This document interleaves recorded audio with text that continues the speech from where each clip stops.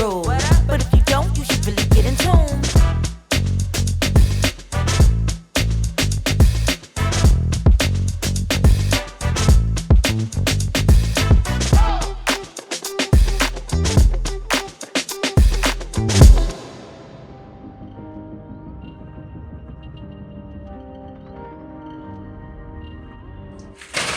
Mail time. Mail time. Now, normally I spend a bit of time showing each of the items that have come through the mail, but with there being so many, I've decided a quick lightning round will be the most appropriate move so that we can spend some actual time on the two most important items that have come through the mail. A new screen protector. Brake pads, it actually screws in. They look exactly the same. And that's because they more or less are. Voltage, display, gotta get a protective hat. Cable holders, little Velcro strips, little mount, suction cup mounts. Opening this up, I see I have decapitated it already, but it is very well wrapped. I won this on an online auction for a very reasonable price. And here it is, a new pair of AirPods. I'm kidding. This is the Insta360 GO 2. The latest one out is the Go 3, or the 3S, of course. But I've got the Go 2 here because I can afford it. But of course, the main reason I purchased this was because of all the broken GoPros. So now I've got a fun little action camera that I can more or less mount anywhere thanks to the help of all its little accessories and things that make it as useful as it is. Now, if you've been on my Instagram page, you may have seen this video, and in that video is where I first got one of these cameras. But the problem with that was that I only actually got this part of it. I never got this bit. So I had to dodgily connect wires to the little pogo pins at the back here just to be able to charge it. And one of the times I got the wires wrong and completely fried it, making it completely useless and unusable. Which is why this time when I've purchased it, I've made sure I've gotten the proper kit so that I can better use and access it. Last but not least is this box. And I'm quite confident I know what it is, considering it was labelled on the side of the box. Oh, unfortunately, this little bit is bent, but this is, in fact, a motor controller. Now, the go-kart may be dead. Specifically, the motor controller in the go-kart may be dead, and I feel like the one in the go-kart is bigger than this, even though this supposedly supports a higher voltage and higher wattage. We're not 100% sure why and what killed it, but at this point my assumption is the motor controller on the go-kart has been fried, and it was just due to me not giving enough information to the family that I dropped it off to. Bound to happen eventually, I guess. So that's why I got a new motor controller which has a higher voltage rating on it, which will hopefully mean that it's less likely to get blown up by a simple charger. Hopefully. Once the fully charged kart was home, I began draining the batteries as quickly as possible so I can get them down to stored charge and try and keep battery health as high as I can. Now that I've got some free time on my hands, I can begin the repairs to the go-kart. I start off by disconnecting the motor and batteries from the old controller, and I insert the new controller to make sure that it's actually going to work.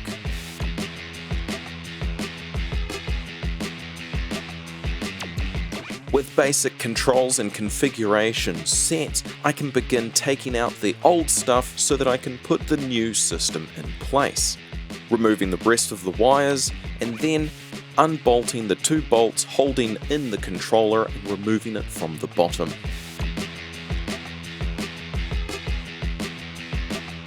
With the old controller removed, I can start putting in the new controller and bolting it into place, making some small adjustments to a holding bracket so that it fits properly.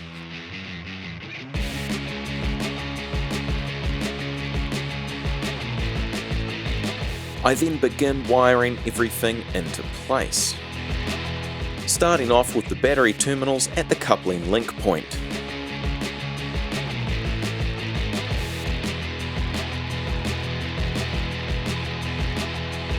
Then I'll connect the main green, blue and yellow motor wires which send all of the power to the motor, followed by connecting up the Hall effect sensors that are in the motor to the motor controller as well as the accelerator, and trying to keep the wires tidy as I go. Up next, I need to sort out the ignition system as well as the sensors for the brake and reverse. Most of the time, it's just easier for me to cut and solder my own wires into place, just to streamline the whole operation. For the brake sensor, I do have the appropriate plug laying around, so I'm able to just solder on some connectors that will connect directly to the sensor and then plug into the plug that is already available on the motor controller itself. Since I knew this was going to be a long task, I chucked on my headphones, listened to some good beats, and just got on with it.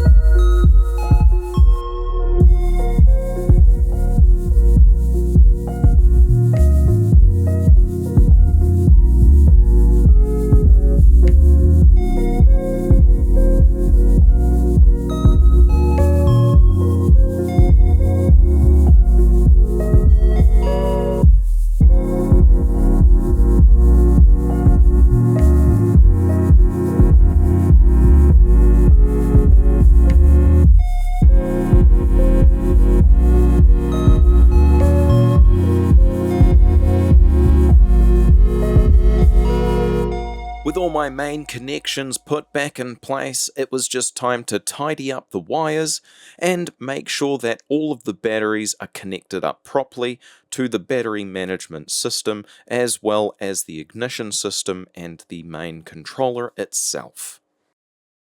With everything wired up and tidied up, it's time to put the case back on the go-kart and take it for its first little test spin in its completed condition.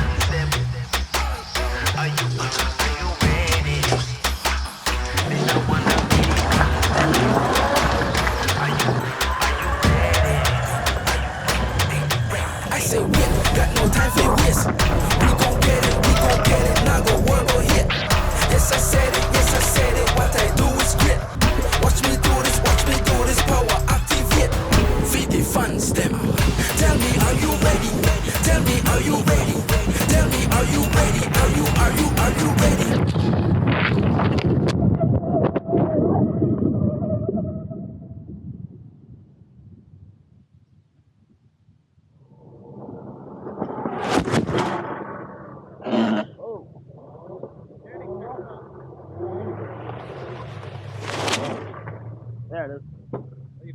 Yeah.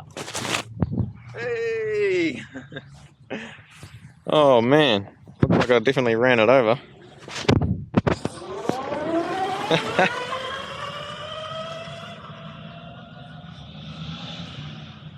Alright, just took it out for a quick jam, let my cousin have a go on it and his mate. I think the health of the batteries that are in it is quite low, so I'm going to change them over to these batteries that I've got here. I think they're doing okay. They were on a health cycle where the charger was just doing some health cycle thing.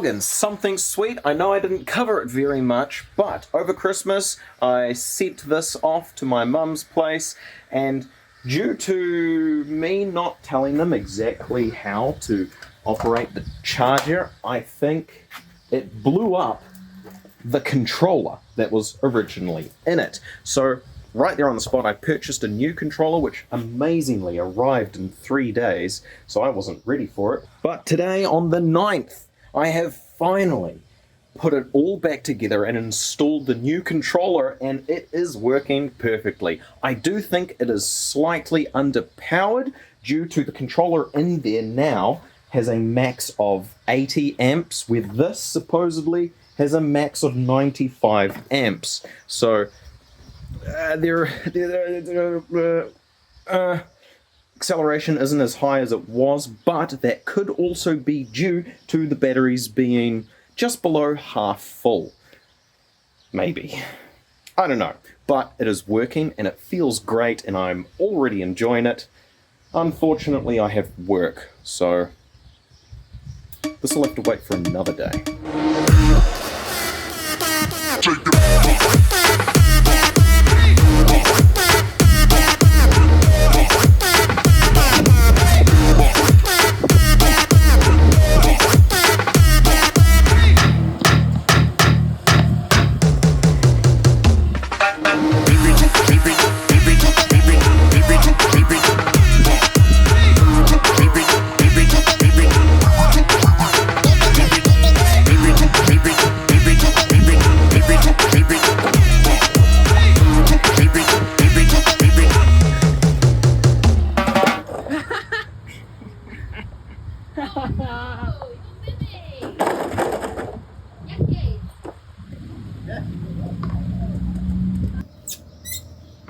So it looks like from that little flip I had, the shaft is a little bit bent. So I'm going to need to take that off and see if I can straighten it somehow.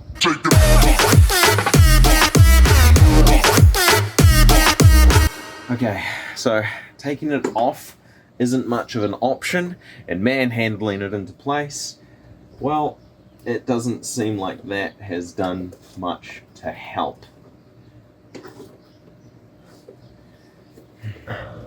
I think I'll leave adjusting this as a task for another day.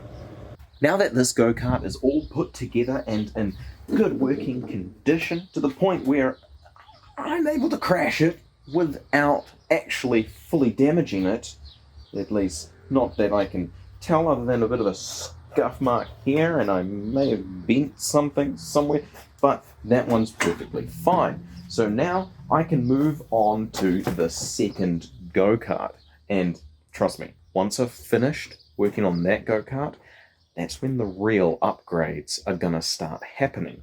But the main thing with this go-kart is I need to get some back wheels, because, well, there's no back wheels, nor is there a chain for the motor to the rear axle, and also I'm missing one of the axle bearings to attach it to the frame. I need to find a second one, so hopefully that won't cost too much. Now, Getting this go-kart back into a drivable state might be a little bit tricky. I'm definitely going to have to take this rear axle off so that I can find the appropriate parts, but it also means that I have to take other things off to get to the point where I can take it off. And hopefully it doesn't get too complicated too quickly. Because aside from that, I am assuming everything else about it is fine. So I stand it up to make accessing it easier, and I get to unbolting the rear end. Luckily for me, it ended up being pretty easy, though I did find out that there are a couple more nuts and bolts missing that I will also have to pick up. Okay, the chain link is right here, so I will take this chain off and I'll take it with me, and hopefully I can simply just get an identical chain. I would assume both of them have almost the exact same spacing, but to take this chain off, I will need to loosen this tensioner here and grab some other tools. Hopefully I don't break it. Another pretty easy task I ended up completing swiftly, and I also decided to take a back wheel with me to see if I can find another one in the wild. As a recap, I'll be taking the chain from the working one, as well as a nut that was holding on the wheel, which I will need a couple of, washers and the key, as well as taking one back wheel, which is quite large, for ride-on lawnmowers, I believe. And I'm also going to be taking in this, so that, well, I guess I really only need this little bearing on the end and a couple of nuts and bolts. But I'll take it all with me just to be safe, to make sure that I'm getting the right parts, and so that they understand exactly what I'm dealing with. With all my gear together, I can now venture out into the world, and I make my first stop at Hammer Barn, where I'm able to pick up the nuts and bolts that were missing. The bolts are pretty cheap here. My next spot I thought that I would have been able to pick just about everything up at, but I ended up not picking anything up from there at all. And while I didn't document things very well, I did go to a fair number of stores after that, picking up pieces as I go. And surprisingly to me, the hardest thing to find was actually the back wheels.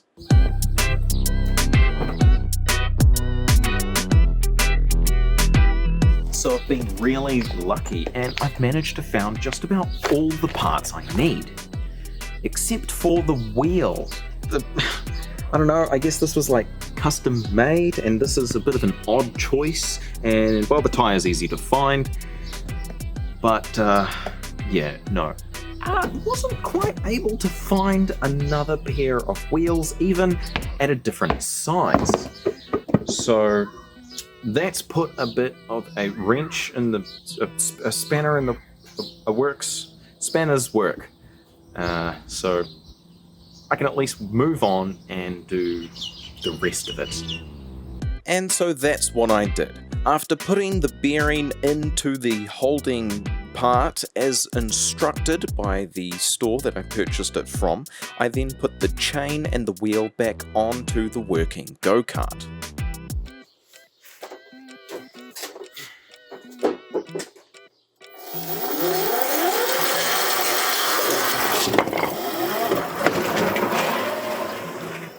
Then it's on to go-kart number 2.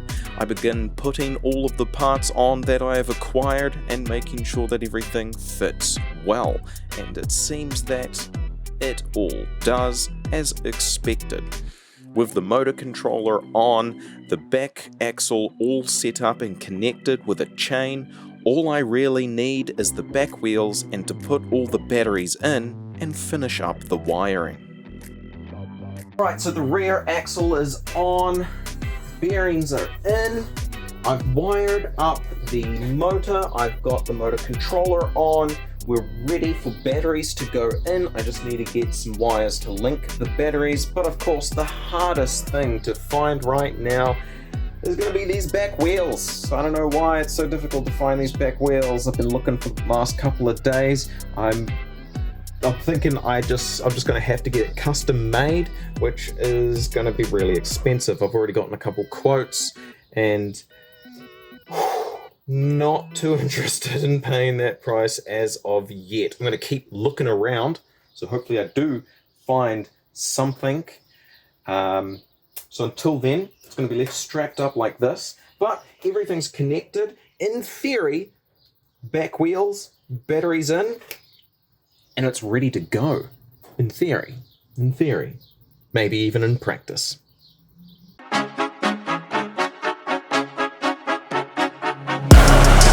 on the gas, head of the class, show some respect.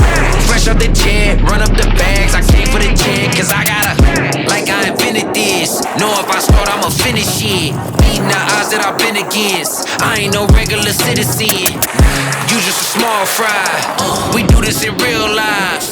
You think you a tough guy? Nah, when we taking you offline.